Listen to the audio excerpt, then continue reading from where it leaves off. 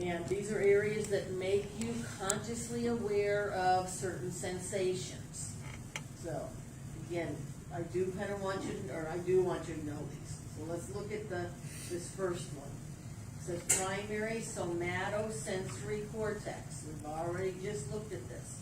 What does it do? Receive general somatic sensory information. So again, that's like all the receptors in your skin. Also in muscle, skeletal muscle, and tendons and ligaments and joints and stuff too. But think of your skin, okay? So, touch, temperature, pain, all of that. Where's it all going to? The post-central gyrus. So what lobe is that in? Parietal. And guess what we're going to have there? We're going to have another little man. We'll look at it in a minute. The sensory homunculus. So motor and sensory homunculi are right next to each other.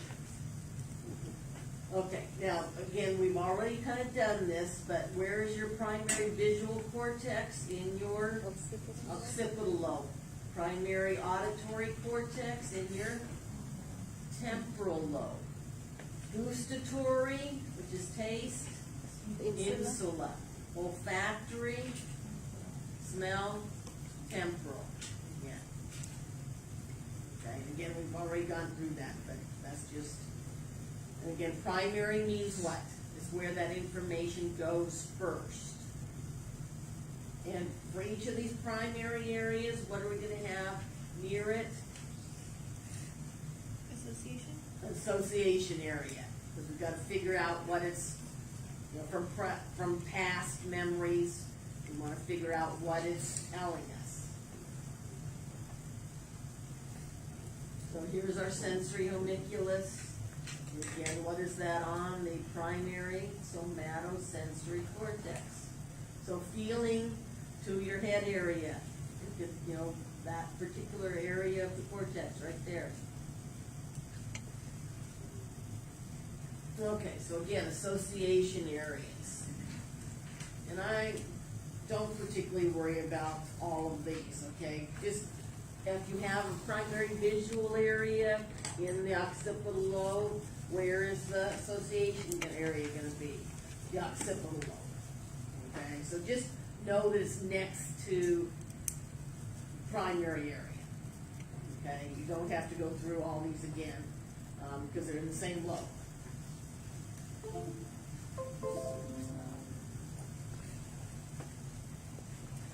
Okay, now, what we're talking about here, when it says higher order processing centers, this just means things like figuring out a analytical math problem or something. You have to use various parts of your brain to do this. We're not really going to get into all of this, but this is like, how do you process something that's more difficult than just vision or smell or hearing? You've got to use lots of parts of your brain and lots of neurons talking to each other, so a lot of synapsing. So it says, just basically higher order processing, kind of know what it means. Complicated analytical functions. And again, all of these, things, speech, cognition, spatial relationships, just general interpretation, kind of all over the place.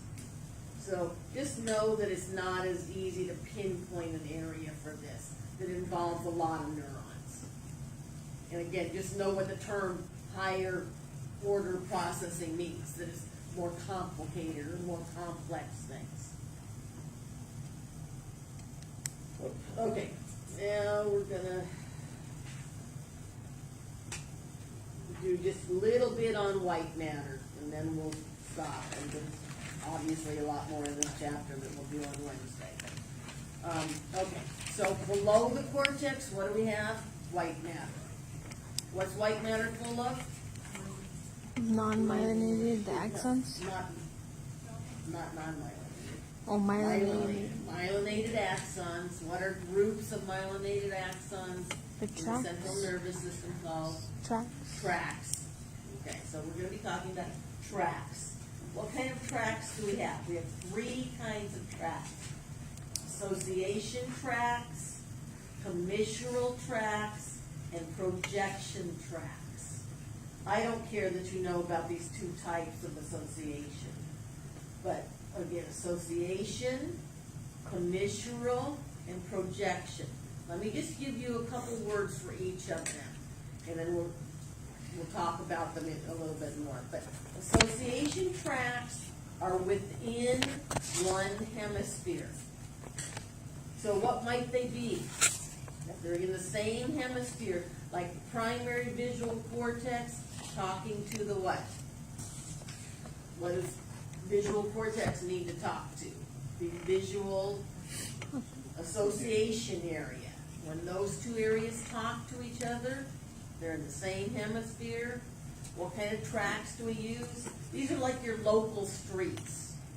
We use association tracks. Or when, frontal lobe talks to a parietal lobe.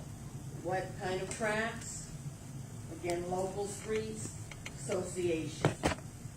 When one hemisphere talks to the other, this ones they're going through the corpus callosum, so they're going laterally, one hemisphere to another. Those are called commissural tracks. That's the name we give to those. So like going from one city to the next, to the one that's next to it. Okay, back and forth. If we have information that's coming up from lower brain centers, or ultimately from your spinal cord, so information coming up, sensory information, or information that we're going to send out, motor information, so going up and down through all the other parts of the brain, down the spinal cord, those are called projection tracks. So again, which are the shortest? Association. They're just from one little area to another in a hemisphere. When we talk between the hemispheres, commissural. Whereas between other brain parts, projection. So, looking at these pictures, this is within one hemisphere. So these are association tracks. These in blue right here, in the corpus callosum, one hemisphere to another, those are commissural, a commissure. These green that are coming up and down, and notice they cross, are what? Those are called projection tracks. Projecting, getting sensory information coming up or motor information going down. Remember, they cross. They're contralateral. Okay, so we'll stop there, and we will hopefully finish this chapter on Wednesday. Now, I